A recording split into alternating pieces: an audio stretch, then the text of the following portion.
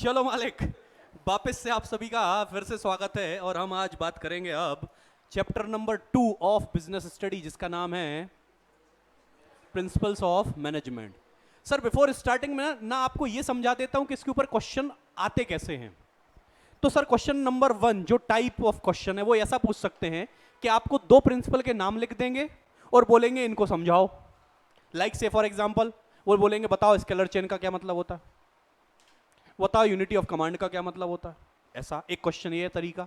दूसरा क्वेश्चन ये है कि वो आपके सामने कोई एक केस स्टडी प्रेजेंट करेंगे और उस केस स्टडी को पढ़कर आपको ये बताना पड़ेगा कि कौन सा प्रिंसिपल फॉलो नहीं हुआ, कौन सा प्रिंसिपल वायोलेट हुआ है, या उल्टा कि कौन सा प्रिंसिपल इसमें फॉलो किया जा रहा है। ये दो तरीके बहुत स्टैंडर्ड हैं क्वेश्चन पूछने के। तो जब भी अपन तैयारी अब करेंगे तो थोड़ा सा वो माइंडसेट वही लेकर चलेंगे। चलेगा सर। आइए साहब आगे बढ़ते हैं और बात करते हैं प्रिंसिपल्स ऑफ मैनेजमेंट की। तो सबसे पहला क्वेश्चन ये आता है कि सर प्रिंसिपल्स का मतलब होता क्या है।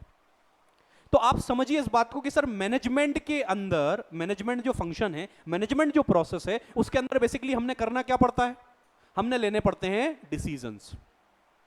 और जब भी आपको डिसीजन लेना हो, डिसीजन लेना सबसे टफ काम है। जब भी आपको डिसीजन लेना हो और अगर डिसीजन लेते समय कोई कोई ऐसी चीज हो जो आपकी हेल्प कर दे डिसीजन लेने में। देखो डिसीजन आप दो ही तरीके से ले सकते हो, या तो ट्रायल एंड एरर, चलो करके देखते हैं। अब करके देखने में रिस्क बहुत है कि कल को गलत हो गया तो टाइम भी वेस्टेज और रिसोर्सेज भी वेस्ट। लेकिन सर अगर कोई ऐसी गाइडलाइन हो, कोई ऐसी चीज हो जो डिसीजन लेने में आपकी हेल्प कर दे, तो फिर कहीं ना कहीं डिसीजन मेकिंग में आपकी क्या हो जाएगी, एक्यूरेसी आ जाएगी। तो यही जरूरत दो लोगों ने समझी, एक थे आपके टेलर साहब और एक थे आपके फ्योल साहब। इनको ऐसा लगा कि मैनेजमेंट के अंदर मैनेजर को डे टू डे बेसिस पर डिसीजंस लेने पड़ते हैं और जब भी वो डिसीजन लेते थे तो वो ट्रायल एंड एरर बेसिस पर लेते थे। जैसा उनको सही लगता था उस हिसाब से वो डिसीजन ले लेते थे, क्योंकि उस समय कोई हेल्पिंग, कोई गाइडलाइंस तो थी नहीं। तो टेलर और फ्योल ने मिलकर क्या किया, कुछ गाइडलाइंस बनाई जो मैनेजर की हेल्प करेंगे while they are going to make decisions. वही गाइडलाइन क्या कहलाए, प्रिंसिपल्स ऑफ मैनेजमेंट। अरे बोलो समझते क्या सर। कोविड पहली बार आया, किसी ने पहले नहीं देखा था, तो जो जैसा सही लगा वैसा किया गया डिफरेंट कंट्रीज की डिफरेंट गवर्नमेंट के द्वारा। लेकिन अब तो ऐसा हम एक बार देख चुके हैं, भगवान ना करे कल को दूसरी बार आए तो हम ट्रायल एंड एरर करेंगे या पहले से जो गाइडलाइन बन चुकी है उन्हीं को फॉलो करेंगे। क्या बात समझ में आ रही। तो बेटा ऐसे ही कुछ गाइडलाइंस बनाई गई जो डिसीजन मेकिंग में आपकी हेल्प करती हैं, उन्हीं गाइडलाइंस को बोला जाता है प्रिंसिपल्स ऑफ। क्या लिखा है sir, a managerial principle is a broad and general guidelines for decision making and behaviour. आपके डिसीजन लेने में आपके बिहेवियर को जो गाइड करती हैं उसको हम बोलते हैं प्रिंसिपल्स ऑफ मैनेजमेंट। बोलो चलता क्या, पक्का पक्का। क्योंकि एग्जाम टाइम चल रहा है तो कल को अगर आप ये पीडीएफ रेफर करते हैं तो पहला तो ये पीडीएफ 100% बेस्ड ऑन एनसीईआरटी है। इसमें सिंपल सा केवल मेरे द्वारा किया गया काम यह है कि मैंने कॉपी पेस्ट किया है और थोड़ा सा मुझे वो गाना अच्छा लगता है रंग दे तू मोहे गेरुआ, तो मैंने कलरिंग करी है। लेकिन अगर आप लास्ट मोमेंट पर बैठे हो, अभी ये रिवीजन करने का आपका समय चल रहा है, तो सर आप इस पीडीएफ को कैसे पढ़ोगे, आपको केवल और केवल जो रेड और ग्रीन इंक है इसको ही केवल रेफर करना है, बाकी कुछ नहीं करना है। क्या सर इसको पढ़कर मेरा पूरा सिलेबस हो जाएगा, आंसर इज यस, कोई टेंशन नहीं आएगी। लेकिन जब मैं बोल रहा हूं रेड और ग्रीन को पढ़ना है तो मेरा ये बिल्कुल मतलब नहीं है कि न्यूज़पेपर रीडिंग करना है, नहीं तो तुम तो आधे दिन में फेंक दोगे उसको। इसको पढ़ने का मतलब यह है कि आप पढ़ोगे तो बहुत प्रिसाइजली, बहुत कंसंट्रेशन के साथ पढ़ो, व्यवस्थित पढ़ो और समझते हुए पढ़ो, चलेगा। लेकिन अगर आप उतना भी करते हो मोर देन इनफ है, आपका काम हो जाएगा। चलें साहब, नेचर कैरेक्टरिस्टिक्स की बात करते हैं। प्रिंसिपल्स ऑफ मैनेजमेंट का कैरेक्टर क्या है सर, सबसे पहला लिखा है यूनिवर्सल एप्लीकेबिलिटी। सर क्या जो प्रिंसिपल्स ऑफ मैनेजमेंट बनाए गए वो किसी एरिया स्पेसिफिक, किसी ऑर्गेनाइजेशन स्पेसिफिक बनाए गए या सबके लिए बनाए गए। सर वो सबके लिए बनाए गए, इसलिए उसका नाम हुआ जनरल गाइडलाइंस। अगर किसी स्पेसिफिक के लिए बनाए होते तो नाम होता स्पेसिफिक गाइडलाइन। अरे हां सर ये तो सबके लिए यूनिवर्सली है। तो इसलिए उनका एप्लीकेबिलिटी भी कैसा है, यूनिवर्सल। देखो, intended to apply to all type of, किसी भी टाइप का ऑर्गेनाइजेशन हो। सर मेरा तो नॉन प्रॉफिट है, हाँ तो भी चलेगा, डिसीजन तो उसमें भी लेते होगे ना, लेते होगे ना, तो बिल्कुल। सर अगला क्या लिखा है? सर क्या ये जोर जबरदस्ती है? ये हमने जनरली गाइड किया है आपको, हम केवल आपको जनरली गाइडलाइंस प्रोवाइड कर रहे हैं। जब आप डिसीजन लोगे तो इनकी हेल्प ले सकते, जबरदस्ती नहीं है मालिक। सर फॉर्म्ड बाय, क्योंकि नाम इनका क्या है, प्रिंसिपल्स। प्रिंसिपल्स कोई भी हो, चाहे मैनेजमेंट के हो चाहे साइंस के हो, बनते तो प्रैक्टिस एंड एक्सपेरिमेंट के द्वारा ही हैं, तो बनाए गए sir formed by practice and experiment. Sir flexible हैं, मतलब रिजिड नहीं है, आप अपने हिसाब से इनको मॉडिफाई, एडिशन डिलीशन पॉसिबल है, कोई दिक्कत। जैसे इतना बड़ा प्रिंसिपल है, मुझे इतना बड़ा नहीं जम रहा तो आधा कर लो, 70% जम रहा 70% ले लो। अरे समझ रहे ना, मतलब थाली सिस्टम नहीं है, आपको जो ऑर्डर करना वो कर सकते हो। चलेगा मालिक। चले, मेनली बिहेवियर, क्योंकि सर कहीं ना कहीं ये दो ही तो बातों में हेल्प करता है, डिसीजन मेकिंग में और बिहेवियर में, तो ये कहीं ना कहीं हमारे बिहेवियर को भी गाइड करता है, इन्फ्लुएंस करता है। चलेगा मालिक। अगला क्या लिखा? कॉज एंड इफेक्ट रिलेशनशिप होता है, मतलब कल को तुम अगर किसी प्रिंसिपल को फॉलो करोगे तो तुम्हें उसका इफेक्ट भी देखने को मिलेगा। कॉज एंड इफेक्ट रिलेशनशिप होता है। अरे समझते क्या बात को? अगर मैंने किसी सिचुएशन में किसी प्रिंसिपल को अप्लाई किया, सर क्या वो उसका इफेक्ट आएगा देखने में? आंसर इज यस, बिल्कुल आएगा। आप इफेक्ट देख सकते हो कि हाँ यार मैंने ये चीज फॉलो करी तो उसका रिजल्ट ये आया। जैसे अभी आप 5-7 दिन अच्छी मेहनत करोगे, आपको इसका इफेक्ट बिल्कुल देखने को मिलेगा। हाँ लिटरली बोल रहा हूं। Again there is a cause and effect relationship between hard work and success. अगर आप हार्डवर्क करोगे आपको इफेक्ट में सक्सेस मिलेगी, लेकिन अगर अभी भी आप मक्कारी करोगे 4-5 दिन, तो फिर बेटा आपका केवल एक ही आदमी है, वो है स्वयं भगवान। फिर कोई नहीं बचा सकता तुम्हें, और भगवान तो तुम्हें बचाएगा नहीं, मुझे पता है क्यों। क्योंकि जब भगवान ने पढ़ाई करी थी ना, उस समय BS चलती नहीं थी। हाँ तो उनके भरोसे बैठना मत तुम, और तुम वहाँ एग्जाम सेंटर में बैठ के याद कर रहे हो कि हे भगवान बताओ कौन सा POM है। वो ऊपर से तुम्हारी बहुत मदद करने की इच्छा रख रहे हैं, बट वो ये बोल रहे हैं कि मेरे सिलेबस में था ही नहीं तब, तो प्लीज उनकी हेल्प मत मांगो। चलो अगला क्या लिखा है? कंटिंजेंट। सर फ्लेक्सिबल ये बोलता है कि आप अपने हिसाब से प्रिंसिपल्स ऑफ मैनेजमेंट को मॉडिफाई कर सकते हो, जबकि कंटिंजेंसी ये बोलती है कि आप अपने हिसाब से, अपनी रिक्वायरमेंट के हिसाब से प्रिंसिपल्स को एक्सचेंज, रिप्लेस कर सकते हो। अभी मैं जो प्रिंसिपल फॉलो कर रहा था, अब सिचुएशन चेंज हो गई, मैं इसकी जगह दूसरा प्रिंसिपल फॉलो करना चाहता हूं, हाँ तो इसको रिप्लेस कर दो दूसरे से। रिप्लेसमेंट जो होता है वो होती है कंटिंजेंसी, और एक ही प्रिंसिपल को मॉडिफाई करना ही होता है फ्लेक्सिबिलिटी। मैं इसी को सर इतना काट के बस आधा यूज करना चाह रहा हूं, कॉल्ड फ्लेक्सिबिलिटी। सर इसकी जगह पर दूसरा इज कॉल्ड कंटिंजेंसी, रिप्लेसमेंट। बोलो चलेगा? ये बात आप ध्यान रखना, कंफ्यूजन हो सकती है। केस स्टडी आए तो हर जगह फ्लेक्सिबिलिटी मत लिख देना, चलेगा क्या? आई होप आपको मेरी बात समझ में आ रही हो। चलो इंपॉर्टेंस क्या है बेटा, सिग्निफिकेंस क्या है? पहला क्या लिखा है? Providing managers with useful insight into reality. अगला क्या लिखा है sir? Optimum utilisation of resources and effective administration. अगला लिखा है साइंटिफिक डिसीजंस। फिर meeting changing environment requirement, fulfilling social responsibility, management training education and research. जहां मुझे लग रहा है कि मुझे उतना ज़्यादा ध्यान नहीं देना चाहिए या नहीं चर्चा करनी चाहिए, वो थोड़ा सा मैं स्किप कर रहा हूँ। आप एक बार वन टाइम रीड कर सकते हैं, या उनमें से आपको कोई पॉइंट लगता है तो आप हैंड रेज करके मुझसे पूछ सकते हैं, कोई दिक्कत नहीं है। कौन सा बोल रहे बेटा? ठीक है चलेगा। आइए साहब, इन दो लोगों की चर्चा ही थी। सर टेलर ने एक काम किया था और एक फेयोल ने काम किया था। टेलर ने प्रिंसिपल टोटल कितने बनाए? 4, और फेयोल ने कितने बनाए? 14। तो टेलर को थोड़ी सी कमी महसूस हुई, तो टेलर ने फिर क्या किया, उस कमी को पूरा करने के लिए 7 टेक्निक्स भी बना दी। तो टेलर के बिहाफ पर हमें कितनी पढ़नी है? 11 चीजें, और फेयोल में कितना पढ़ना है? 14 चीजें। चलेगा? आइए साहब, अब जब प्रिंसिपल्स बनाए गए तो किसी भी पर्सन की एक एक अपनी सोच होती है, और उस सोच को उन्होंने बेस बनाकर क्या बनाते हैं? वो प्रिंसिपल। देखो टेलर की सोच क्या थी, ये लिखिए। सर टेलर का ऐसा मानना था कि इस दुनिया में जितने भी काम होते हैं, जो भी एक्टिविटीज परफॉर्म की जाती हैं, उन एक्टिविटीज, उन काम को करने के बहुत सारे तरीके होते हैं, लेकिन उन सारे तरीकों में एक तरीका ऐसा होता है जो होता है बेस्ट। और इसी सोच को ध्यान में रखते हुए उन्होंने 4 प्रिंसिपल्स ऑफ मैनेजमेंट बनाए। सर टेलर को फादर ऑफ साइंटिफिक मैनेजमेंट भी बोला जाता है, क्योंकि टेलर वो पर्सन थे जिन्होंने साइंटिफिक मैनेजमेंट जैसा कोई टर्म, कोई कॉन्सेप्ट इमर्ज किया था। He was the first person, इसलिए उनको बोलते हैं फादर ऑफ साइंटिफिक मैनेजमेंट। देखो सिंपल सी वही कहानी बोली उन्होंने कि सर पहले जो डिसीजन लिए जाते थे वो कैसे लेते थे मैनेजर्स? अपने पर्सनल जजमेंट के हिसाब से।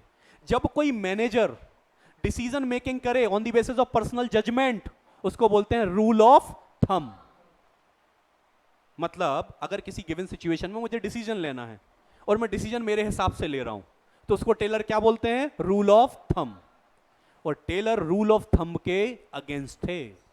उनके हिसाब से डिसीजन मेकिंग अपने हिसाब से नहीं होनी चाहिए, पर्सनल जजमेंट के हिसाब से नहीं होनी चाहिए। उनके हिसाब से जो डिसीजन मेकिंग होनी चाहिए वो लॉजिकल होनी चाहिए, वो साइंटिफिक होनी चाहिए। तो इसलिए पहला प्रिंसिपल बना science not rule of thumb. आइए साहब, स्वागत है सभी का। ये रहा sir. Science not rule of thumb क्या बोलता है? There was only one best method to maximise efficiency. Sir rule of thumb ये बोलता है कि किसी भी काम को करने का एक ऐसा तरीका होता है जिसमें आपकी एफिशिएंसी सबसे मैक्सिमम होगी। तो आपको decision making rule of thumb से नहीं लेनी है मालिक, आपको वो बेस्ट तरीका फाइंड आउट करना। सर वो बेस्ट तरीका आएगा कहां से? आपको जितने भी तरीके हैं उनकी स्टडी करनी पड़ेगी, एनालिसिस करना पड़ेगा। आफ्टर द एनालिसिस फिर आप पता लगा पाओगे कि इन सारे तरीकों में सबसे बेस्ट तरीका कौन सा है। चलेगा? आइए साहब, दूसरा कौन सा बना? देख लो क्या लिखा है। Sir managers serve as a link between owners and. Sir manager और ओनर की जो कहा, सॉरी मैनेजर एक लिंक है, एक ब्रिज है बिटवीन वर्कर एंड ओनर। तो कहीं ना कहीं उसकी रिस्पॉन्सिबिलिटी भी है ना कि इन दोनों के बीच में हार्मनी मेंटेन करने का पर्पस कौन करे, काम कौन करे? मैनेजर। तो यही लिखा है, हार्मनी नॉट डिस्कॉर्ड। अगला क्या लिखा है? Cooperation not. पहले तो बेटा जो तीसरा प्रिंसिपल बनाया गया, cooperation not individualism, this is an extension of harmony not, मतलब हार्मनी नॉट डिस्कॉर्ड जो प्रिंसिपल है ना, उसको थोड़ा और खींचा गया तो एक नया प्रिंसिपल बन गया, कॉपरेशन नॉट इंडिविजुअलिज्म। और कॉपरेशन नॉट इंडिविजुअलिज्म क्या बोलता है कि सर हमें वर्कर्स में, मैनेजमेंट में कंपटीशन नहीं होना चाहिए, वर्कर्स और मैनेजमेंट में होना चाहिए कॉपरेशन, क्योंकि जहां तुमने जाना है वहीं तो। अच्छा एक बात बताओ, हमारे और आपके बीच में कंपटीशन होना चाहिए कि कॉपरेशन होना चाहिए? क्योंकि जो आपका गोल है वही, so competition should be replaced by cooperation. अरे चलेगा क्या? पक्का? अरे बोलो। Both should realise that they need each other. Sir दोनों को रियलाइजेशन होना चाहिए कि हमें एक दूसरे की जरूरत, अपने केस में भी। और लास्ट बेटा, development of each and every person to his and her greatest efficiency and prosperity. अब है इतना बड़ा तो पहले तो ऐसा लगता है कि छोड़ दी तो, लेकिन बहुत बढ़िया प्रिंसिपल है, इसलिए एक बार कोशिश करते हैं। क्या है? Development of each and every person to his और her greatest efficiency and prosperity. कोशिश करो, कोशिश करने वालों की हार नहीं होती, टेंशन क्यों ले रहे हो? क्या बोला सर इसमें उन्होंने कि सर इंडस्ट्री की जो एफिशिएंसी है, इंडस्ट्री की जो एफिशिएंसी है वो डिपेंड करती है इंडिविजुअल की, पर्सन की कॉम्पिटेंसी पर। अगर मैं बहुत कैपेबल हूं तो इंडस्ट्री भी कैसी हो जाएगी? कॉम्पिटेंट रहेगी, इफेक्टिव रहेगी, एफिशिएंट रहेगी। इसीलिए क्या करना चाहिए? Each person should be scientifically selected. आपको हर आदमी को ऐसा ही नहीं लेना है कि ये दया भाभी का सुंदर भाई है तो आ जाओ, नहीं, आपको हर पर्सन को साइंटिफिकली सिलेक्ट करना है। मतलब आप जब भी उसको सिलेक्ट करोगे आप ये देखो उसका नॉलेज क्या है, उसकी स्किल क्या है, वो किस चीज में टैलेंटेड है, उसकी क्या कॉम्पिटेंस है, और जब आप वो देख लोगे तो आप उसको वही काम दोगे जिसके लिए वो कैपेबल है, वो अपनी मैक्सिमम एफिशिएंसी पर काम कर पाए। अरे क्या बात समझ में आती क्या? पक्का। Then work assigned should suit his her physical, mental and intellectual capabilities to increase efficiency. Efficiency को increase करने के लिए क्या करिए? हमें time to time उसको training भी provide करनी पड़ेगी। तो ये 4 principle थे। उसकी memory technique लिखी हुई है। Dear sir, हम 4 हैं। D for development of each and every person to his or her greatest efficiency and prosperity. S for science, not rule of thumb. C for cooperation, not अच्छा, H for harmony not Discord और C for cooperation not individualism. बोलो चलेगा? आइए साहब, technique कौन कौन सी है? पहली है sir functional foremanship. Sir functional foremanship का आप केवल क्रक्स भी याद रखोगे तो चलेगा। क्रक्स ये है कि सर फोरमैन का मतलब होता है जो लोअर लेवल मैनेजमेंट का हाईएस्ट रैंकिंग पर्सन होता है। लोअर लेवल मैनेजमेंट पर काम करने वाला सबसे हाईएस्ट रैंक का जो पर्सन होता है उसको बोलते हैं फोरमैन। उस फोरमैन को लेकर एक टेक्निक डेवलप की गई बाय द टेलर। कितने फोरमैन लिए थे? 8। उन्होंने 8 फोरमैन लिए और उनको 4-4 के ग्रुप में बांट दिया। पहला 4 करता था प्लानिंग और दूसरे जो बचे हुए 4 का ग्रुप था वो करता था प्रोडक्शन। अब क्योंकि वो फोरमैन थे, मतलब रैंक के हाईएस्ट डेजिग्नेशन वाले पर्सन थे, उन सबके उन्होंने नामकरण भी किए थे। अब एक नामकरण एग्जाम में आएगा। देखो नामकरण ये है। प्लानिंग में कौन कौन से थे? Root clerk, instruction card clerk, time and cost clerk और डिसिप्लिनियन। प्रोडक्शन में कौन कौन सा? Gang boss, speed boss, repair boss और इंस्पेक्टर। इनके नाम इनके काम के हिसाब से डिसाइडेड है। तो एग्जाम में काम बोला जाएगा, वो तुम्हें नाम बताना पड़ेगा। तो अगर हो कोशिश कर लेना, नहीं तो 99 में भी एडजस्ट कर लेंगे। नहीं, मुझे उससे कोई मतलब नहीं। मैं तो ऐसा बोल रहा हूं कि आपको काम याद रखना, नाम तो फिर हो ही जाएंगे।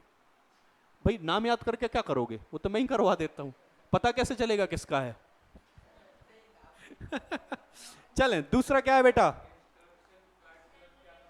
इंस्ट्रक्शन वगैरह देना, सब ऐसे ही थे।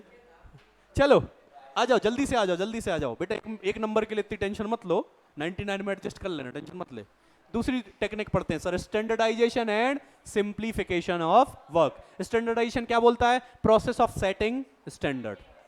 आपने क्या करना है? हर काम को करने का एक मिनिमम स्टैंडर्ड सेट करना है, और जब भी वो एक्टिविटी परफॉर्म की जाएगी कम से कम उस या उतने स्टैंडर्ड पर तो परफॉर्म की जानी। जैसे हो सकता है आपने भी करा हो कि मिनिमम इतने परसेंटेज तो चाहिए, दिस इज योर स्टैंडर्ड, उससे नीचे कुछ नहीं। हो सकता है ऐसा, बाकी लगता तो नहीं है। चलो, स्टैंडर्ड ही क्या होते हैं? हमारे बेंचमार्क होते हैं। चलो अगला क्या है? Method study. Method study simple बोलती है find out one best way of doing job. Sir सारे तरीकों में से सबसे बेस्ट तरीका फाइंड आउट करना इज कॉल्ड मेथड स्टडी। चलेगा? अगला क्या लिखा? Motion study. क्या करना है सर इसमें? बोलो। नहीं, मोशन स्टडी में कहां रखना? हमने ऐसे मूवमेंट्स जो कि अनप्रोडक्टिव हैं, अननेसेसरी हैं, उनको क्या कर देना है? प्रोसेस से एलिमिनेट कर देना है, हटा देना है। तो जो अननेसेसरी अनप्रोडक्टिव मूवमेंट होते हैं उनको एलिमिनेट करना is called motion study. Time study क्या है? सर किसी भी काम को अगर प्रॉपर वेल डिफाइंड तरीके से किया जाए तो उसमें कितना टाइम लगेगा, ये टाइम डिसाइड करना इज कॉल्ड टाइम स्टडी। जैसे पहली बार पेपर जब एक 100 मार्क्स का या 80 मार्क्स का पहली बार जब पूरी क्वालिटी के साथ पेपर लिखा गया होगा तो उन्होंने ऐसे घड़ी लगा दी होगी और पेपर लिखना चालू किया होगा। फिर जब पूरा पेपर खत्म हुआ और घड़ी रोकी तो उन्होंने देखा 3 घंटे। तो उन्होंने टाइम सेट कर दिया कि 80 नंबर या 100 नंबर के पेपर को करने के लिए कितना टाइम चाहिए? 80 करके कितना हो गया? मतलब 60 करके 180 घंटे मिनट, तो 3 घंटे। तो ये क्या कहलाता है? Time study. चलेगा? आइए साहब, चलो साहब, फटीग स्टडी 2 ही बातों की बात करता है कि कौन कौन सी? सर कभी भी देखो, ह्यूमन नेचर एक ऐसा होता है कि अगर आप रेगुलर बेसिस पर काम करोगे तो क्या होता है? आप थक जाते हो, और थकने से क्या होता है? एफिशिएंसी। तो कहीं ना कहीं ये जरूरी था कि आपको एक रेगुलर इंटरवल के बाद कुछ ब्रेक दिया जाए जिससे आपकी एफिशिएंसी। तो फटीग स्टडी के अंदर आप क्या डिसाइड करते हो कि कितने इंटरवल के बाद और कितने टाइम का ब्रेक देना है, is called fatigue study. Differential piece wise system क्या बात करता है कि सर हमें हमारे वर्कर्स को टाइम के हिसाब से पेमेंट नहीं देना है, हमें पेमेंट देना है। If you remember the story of Ram and Shyam, मैंने आपको सुनाई थी, तो बेटा यही लिखा है डिफरेंशियल पीस वेज सिस्टम। चलेगा? आप इस मेथड से एफिशिएंट एंड इनएफिशिएंट वर्कर के बीच में बहुत इजीली डिफरेंशिएट कर सकते हो। केस स्टडी में ऐसी बातें लिखी जाती हैं, और तो आपको बताना पड़ेगा, बताओ वो कौन सी मेथड है जो एफिशिएंट और इनएफिशिएंट वर्कर के बीच में डिफरेंस करने में आपकी हेल्प। तो वहां फिर गजब गजब थॉट आते हैं, इसलिए ध्यान दे के जाओ। चलो मालिक, फ्यूल ने 14 प्रिंसिपल बनाए, ये रहो, ये देखो, पढ़ो भाई। जब पहला क्या था? Division of work. क्या बोल रहा है?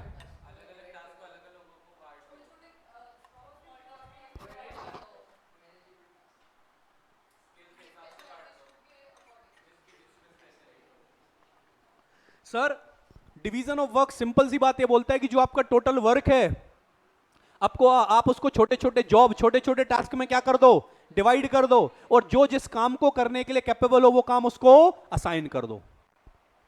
Division of work is the principle which always lead to specialisation. ये अगेन क्वेश्चन पूछा जाएगा कि वो कौन सा प्रिंसिपल है जो स्पेशलाइजेशन को लीड करता है। सो उसका नाम है मालिक division of work. Always lead करेगा सर स्पेशलाइजेशन को। दूसरा क्या लिखा? Authority and.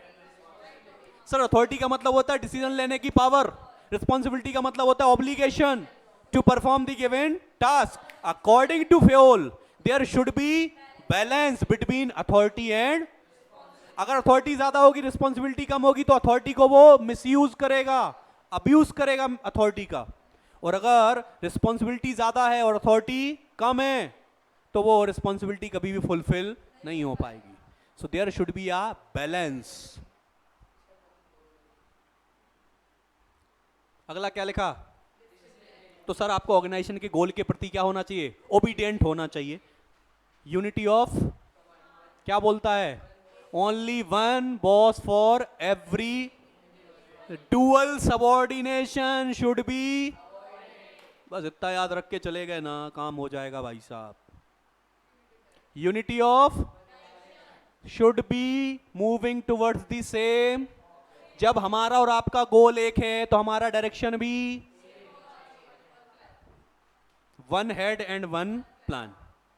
Subordination of individual interest to always remember organisational interest should take priority over individual interest. पहले हमें महेश्मती साम्राज्य के बारे में सोचना है, फिर हमें यह सोचना है कि बाहुबली और कटप्पा का क्या रिलेशन था। मामा बोलता था वो, फिर भी कटप्पा ने बाहुबली को मार दिया। क्यों? क्योंकि उसने अपने रिलेशन के ऊपर महेश्मती साम्राज्य को देखा। अरे समझते क्या बात को? तो organisational interest should take priority over individual interest. समझे बात को? समझे बात को। चलो मालिक, रिम्यूनरेशन ऑफ। तो मालिक बाहुबलियों बोला था कि जो इसका गला काट के लाएगा महेश्मती साम्राज्य का सम्राट, उसको घोषित कर दिया जाएगा। हाँ, तो करेक्ट रिम्यूनरेशन मिलना चाहिए, फेयर वेजेस मिलना चाहिए। वही बोलते हैं भाई साहब, ये वो लिखा भी है। वो अब फिल्म मेकर से पूछो, यहाँ इसमें डाउट पूछ रहे हो, वो क्यों नहीं मिला? बताओ आप। ओ, उनसे मिलना पड़ेगा। कौन से साहब हैं? राजा मौली साहब। हाँ, उनको अभी मैं लगाता हूं फोन। चलो मालिक, सेंट्रलाइजेशन एंड। सर दो टर्म होते हैं, सेंट्रलाइजेशन एंड। अगर डिसीजन लेने की सारी पावर क्या हो, कॉन्सेंट्रेट हो, कहां? टॉप लेवल मैनेजमेंट के पास, तो उसको बोलते हैं सेंट्रलाइजेशन। लेकिन अगर डिफरेंट लेवल्स ऑफ मैनेजमेंट पर आप डिस्पर्स कर देते हो, डिस्ट्रीब्यूट कर देते हो डिसीजन लेने की पावर को, तो उसको बोलते हैं डिसेंट्रलाइजेशन। चलेगा? और इसके अंदर क्या बोला कि सर सेंट्रलाइजेशन डिसेंट्रलाइजेशन में क्या होना चाहिए, बैलेंस होना चाहिए। स्केलर चेन, तो सर स्केलर चेन का मतलब होता है formal line of authority from highest to lowest rank. हाँ तीना देखो, धर्मेंद्र बाहुबली, अमरेंद्र बाहुबली, महेंद्र बाहुबली, देख रहे हो आप scalar chain. So formal line of authority from highest to lowest rank are called scalar chain. Organisation should have a chain of authority and communication. ये chain क्यों बनाई गई सर, अथॉरिटी के हिसाब से और कम्युनिकेशन के हिसाब से।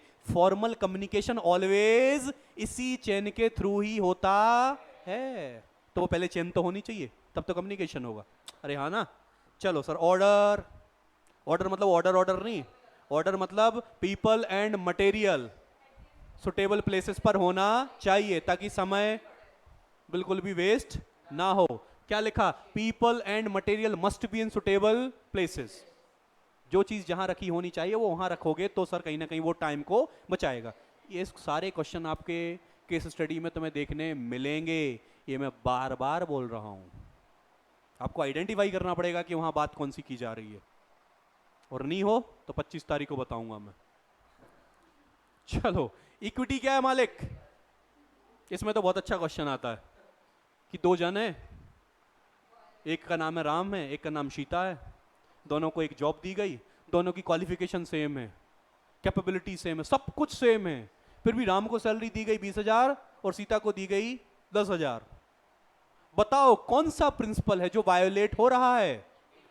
Answer is equity. आप यहां पर डिस्क्रिमिनेशन कर रहे हो on the basis of gender. तो इक्विटी यही बोलता है कि सर कभी भी ऑर्गेनाइजेशन के अंदर कोई भी डिस्क्रिमिनेशन,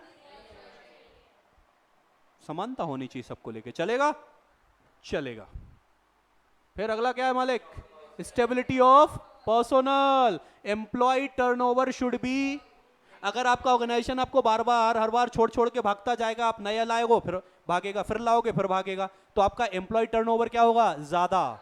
आपको कोशिश ये करनी है कि आपके यहाँ जो एम्प्लॉय का टेन्योर पीरियड हो वो ज्यादा से ज्यादा हो, वो आपके एम्प्लॉय टर्नओवर को करेगा कम। इनिशिएटिव्स क्या लिखा, worker should be encourage to develop and carry out their plan for. अगर वर्कर के पास कोई प्लान है, कोई आइडिया है जिससे वो काम को इंप्रूव कर सकता है, तो as an manager, as an management हमें उसको क्या करना है, इनकरेज करना है। वही कहलाता है sir initiatives, means taking the first step with self motivation. चलेगा। और लास्ट एस्पिरिट डी कॉर्प्स किसकी बात करता है, टीम स्पिरिट की, यूनिटी की, ग्रुप की, ये बात करता है spirit D corps. Memory technique आपके सामने लिखी हुई है, सी अवर दादू इज सी एस। चलेगा मालिक। ये रहा दोनों का कंपैरिजन। क्वेश्चन ये पूछा जाता है कि जो फ्यूल के प्रिंसिपल थे वो कौन से लेवल ऑफ मैनेजमेंट पर फोकस थे, तो वो थे टॉप लेवल मैनेजमेंट पर, जबकि जो टेलर साहब के थे वो थे सॉफ्ट लेवल मतलब लोअर लेवल के ऊपर उनके ज्यादा फोकस थे। तो एक बार ये कंपैरिजन जरूर पढ़ लीजिएगा, यहां से भी क्वेश्चन आते।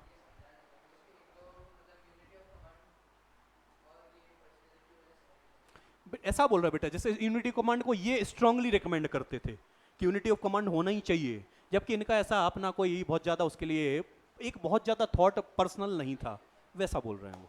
चलेगा। सो अगर इनके साथ कोई डाउट आते हैं तो आप मुझे बता सकते हैं, कोई दिक्कत नहीं है। चलेगा। तो यहां पर इतिश्री देवाखंडे द्वितीय अध्याय हो जाता है समाप्त। चलेगा क्या यहां तक? चलें सर, फिर मिलेंगे एक ब्रेक के बाद और बात करेंगे चैप्टर नंबर 3, मतलब हम किसकी बात करेंगे, कंज्यूमर प्रोटेक्शन की। तो आज का टारगेट हो जाएगा अपना समाप्त। चलेगा? चलेगा साहब, thank you so much, bye bye.